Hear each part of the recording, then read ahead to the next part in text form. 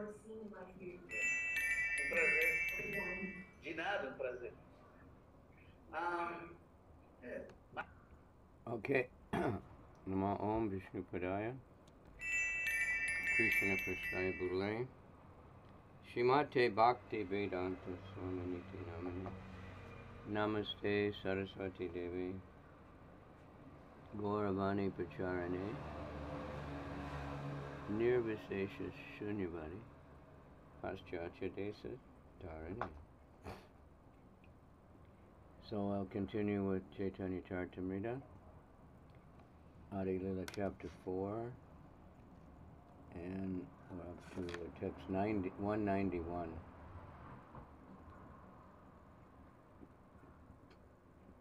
Gopis think Krishna has obtained so much pleasure by seeing me. The thought increases the fullness of their beauty and faces and bodies. The beauty of Lord Krishna increases at the sight of the beauty of the gopis. And the more the gopis see Lord Krishna's beauty, the more their beauty increases.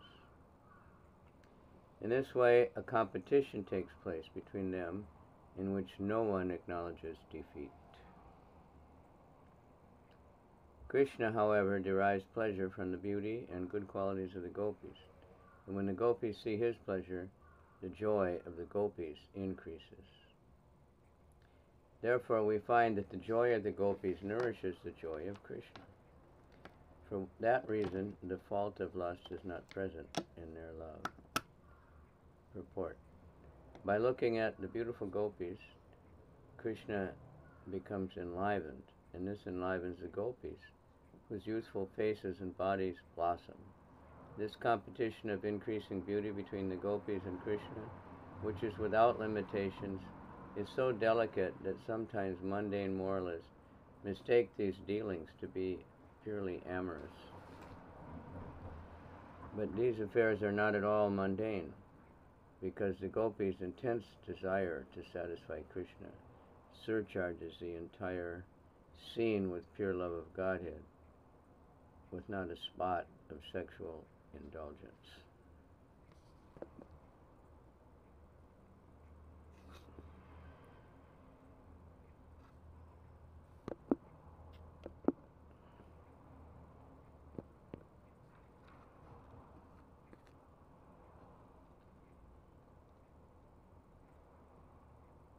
I worship Lord Krishna coming back to the forest of Raj, from the forest of Raj.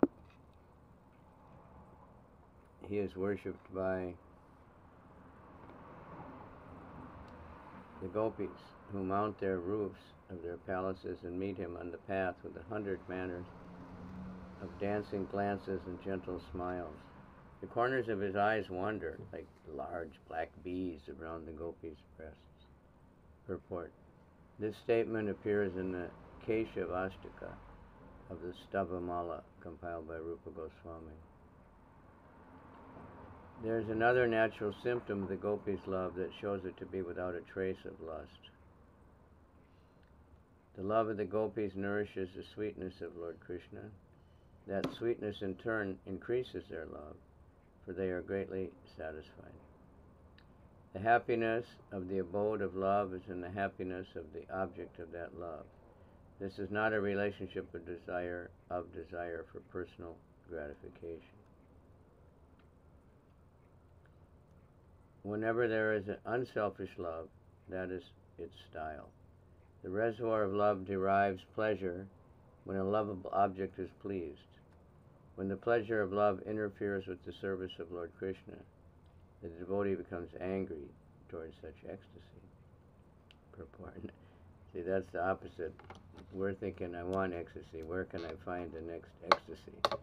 But the gopis are thinking this ecstasy might interfere with my service, because their ecstasy stuns them. As mentioned above, the gopis are predominated lovers, and Sri Krishna is the predominator, the beloved. The love of the predominated nourishes the love of the predominator. The gopis had no desire for selfish enjoyment. Their feelings of happiness was indirect, for it was dependent on the pleasure of Krishna. Causeless love of Godhead is always so. Such pure love is possible only when the predominated is made happy by the happiness of the predominator. Such unadulterated love is exemplified when the lover deprecates her happiness as if it hinders her from discharging her service. Sri Daruka did not relish his ecstatic feelings of love, for they caused his limbs to become stunned, and this obstructed his service of fanning Lord Krishna. Purport. This is from Bhakti Rasamrita Sindhu, so you'll find that in the Nectar Devotion. The lotus-eyed Radharani powerfully condemned the ecstatic love that caused a flow of tears, which hindered her sight of Govinda. It's also from Bhakti Rasamrita Sindhu. Furthermore, pure devotees never forsake the loving service of Lord Krishna to aspire for their own personal pleasure through the 5 kinds of liberation. Purport. The pure devotee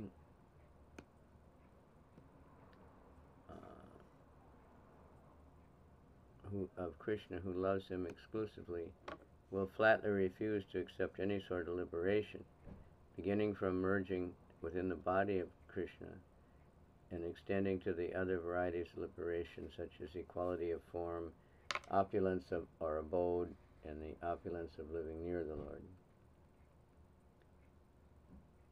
Just as the celestial waters of the Ganges flow unobstructed into the ocean, so when my devotees simply hear of me, their minds come to me who reside in the hearts of all.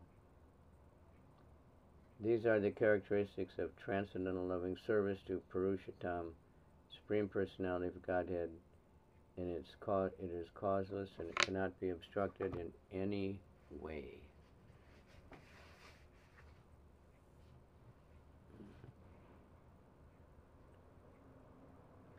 My devotees do not accept Salokya, Sharsti, Sarupya, Samipya, or oneness with me, even if I offer these liberations, in preference to serving me. These 3 verses from Srimad Bhagavatam 3:29, 11 through 13 were spoken by Lord Krishna in the form of Kapila Dev. My devotees, having fulfilled their desires by serving me, do not accept the 4 kinds of salvation that are easily earned by such service. Why should they accept any pleasure that are lost in the course of time? This is from Srimad Bhagavatam 9:47, spoken by the Lord in the characteristics of Maharaja Ambarish. Merging into the existence of the Absolute is as temporary as living in the celestial kingdom. Both of them are controlled by time. Neither position is permanent. The natural love of the gopis is devoid of any trace of lust. It is faultless, bright, and pure like molten gold. The gopis are the helpers, teachers, friends, wives, dear disciples, confidants, and serving maids of Lord Krishna. O Partha, I speak to you the truth. The gopis are my helpers, teachers, disciples, servants, friends, and consorts. I do not know what they are not to me. This is spoken in the Gopi Premamrita. The gopis know Krishna's desires, and they know how to render perfect loving service for his enjoyment. They perform the service expertly for the satisfaction of their beloved.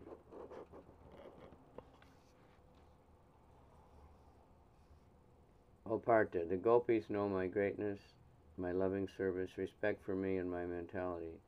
Others cannot really know these. This is spoken by Lord Krishna to Arjuna in the Adi Purana. Among the gopis, Srimati Radharani is the foremost. She surpasses all in beauty, in good qualities, and in good fortune, and above all in love. Purport. Among all the gopis, Srimati Radharani is the most exalted. She is the most beautiful, the most qualified, and above all, the greatest lover of Krishna. Just as Radha is dear to Lord Krishna, so her bathing place Radhakund is dear to him. She alone is his most beloved of all gopis. This is from the Padma Purana. O Partha, in all the three planetary systems, this earth is especially fortunate. For on earth is the town of Vrindavan, and there the gopis are especially glorious, because among them is my Srimati Radharani. This verse spoken by Lord Krishna to Arjuna is cited in the Adi Purana, from the Adi Purana. All the other gopis help increase the joy of Krishna's pastimes with Radharani. The gopis act as the instruments of their mutual enjoyment. Purport. It is said that the gopis are divided into five groups, namely the Sakhis, Nitya Sakhis, Prana Sakhis, Priya Sakhis, and Parama Preshta Sakhis. All these fair-complexioned associates of Srimati Radharani, the Queen of Vrindavan, are expert artists in evoking erotic sentiments in Krishna. The Parama Preshta Sakhis are 8 in number, and in the ecstatic dealings of Krishna and Radha, they side sometimes with Krishna and other times with Radharani, just to create a situation in which it appears that they favor one against the other. That makes their exchanges of mellows more palatable. Radha is the beloved consort of Krishna, and she is the wealth of his life. Without her, the gopis cannot give him pleasure. Lord Krishna, the enemy of Kamsa, left aside the other gopis during the Ras dance and took Srimati Rani to his heart, for she is the helper of the Lord in realizing the essence of his desires.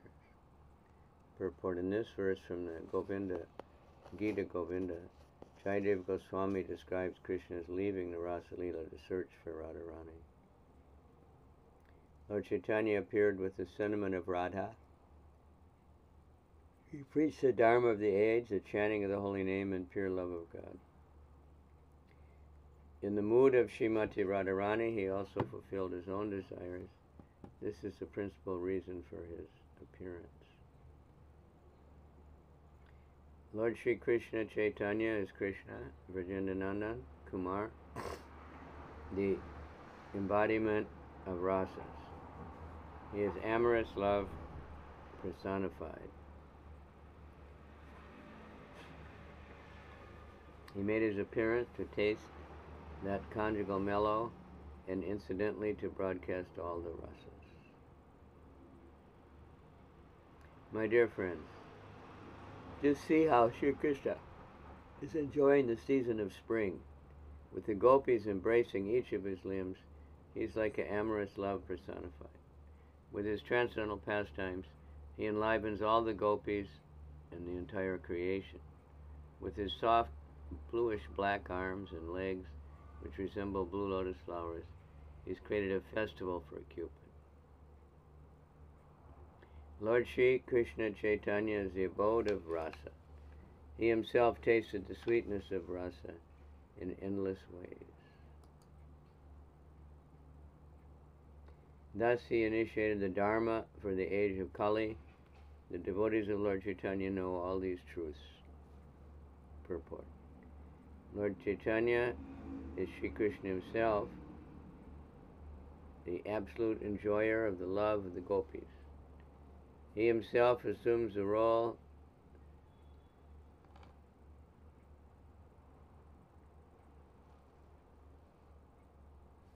of the gopis to taste. He assumes the role of the gopis to taste the predominated happiness of transcendental mellows. He appeared in that mode, but simultaneously he propagated the religious process for this age in a most fascinating way. Only the confidential devotees of Chaitanya Mahaprabhu can understand this transcendental secret.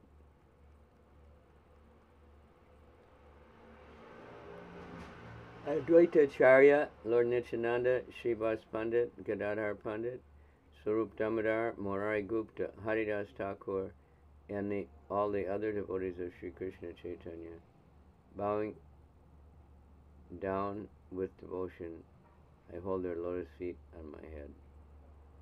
Report. The author of Chaitanya Charitamrita teaches us that we must offer our respectful obeisances to all the pure confidential devotees of Lord Chaitanya if we indeed want to know him in truth. I've given a hint of the 6th verse. Now here as I reveal the meaning of that original verse.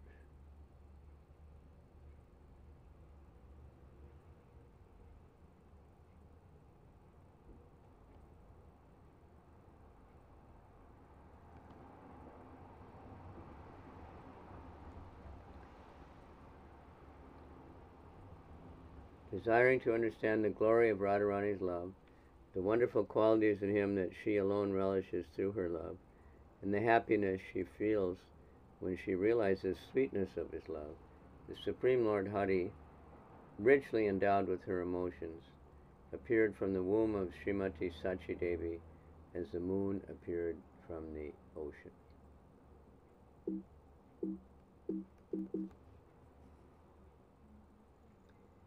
All these conclusions are unfit to disclose in public, but if they are not disclosed, no one will understand them. Therefore I shall mention them, revealing only the essence, so that loving devotees will understand them, but fools will not. Anyone who has captured Lord Chaitanya Mahaprabhu and Lord Nityananda in his heart will become blissful by hearing all these transcendental conclusions.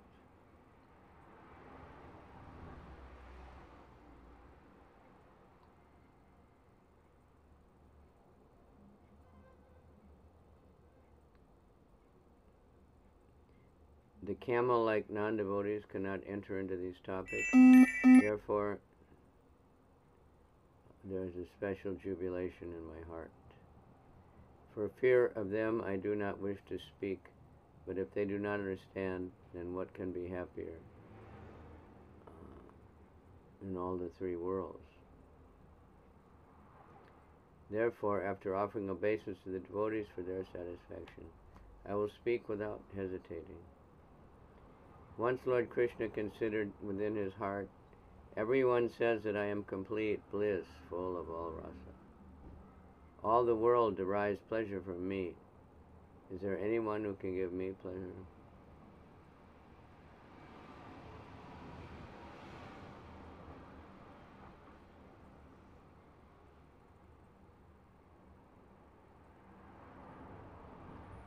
One who has 100 times more qualities than me can give pleasure to my mind.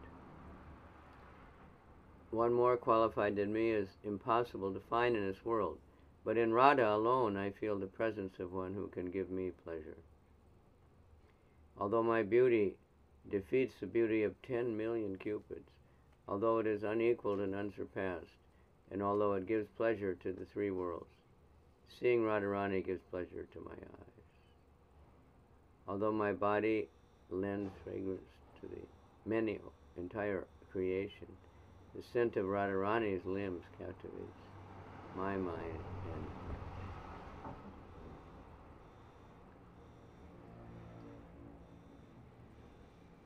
Although the entire creation is full of different tastes because of me, I am charmed by the nectarine taste of the lips of Srimati Radharani. And although my touch is cooler than 10 million moons, I am refreshed by the touch of Srimati Radharani. Thus, although I am the source of happiness for the entire world, the beauty and attributes of Sri Radhika are my life and soul. In this way, my affectionate feelings for Srimati Radharani may be understood, but on analysis, I find them contradictory. My eyes are fully satisfied when I look upon Srimati Radharani, but by looking upon me, she becomes even more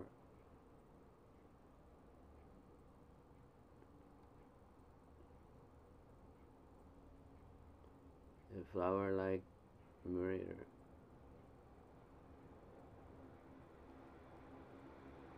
The flute-like murmur of the bamboos rubbing against one another steals Radharani's consciousness, for she thinks it to be the sound of my flute, and she embraces the Tamalkri, mistaking it for me. I have gotten the embrace of Sri Krishna, she thinks, so now my life is fulfilled. Thus she remains immersed in pleasing Krishna, taking the tree in her arms. Jai. Stop there. Thank you all very much.